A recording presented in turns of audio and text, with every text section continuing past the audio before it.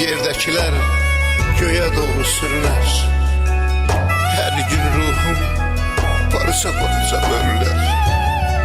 Yolun düşse bu dünyaya bir de gel. Yolun düşse bu dünyaya bir de gel.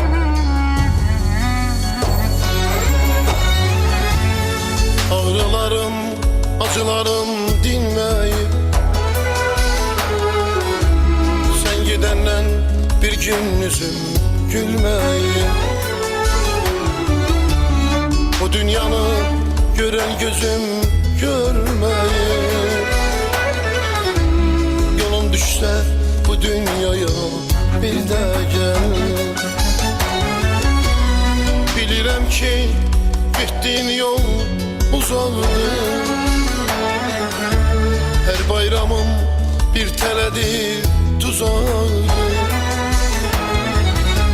Her bayramım bir teledir tuzaqdır.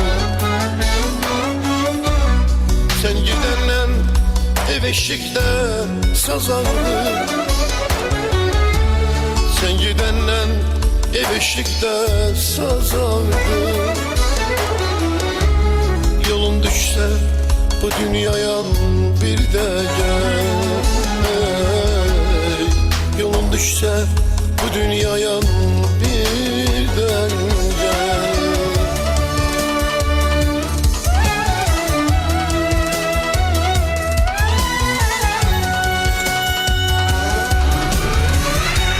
Gündüzlerim döndü gece oldu gel. Zavallığım yavaş yavaş soldu gel. Senden sonra dünya bomboş kaldı gel. Yolun düşse bu dünyaya bir de gel. Yolun düşse bu dünyaya bir de gel.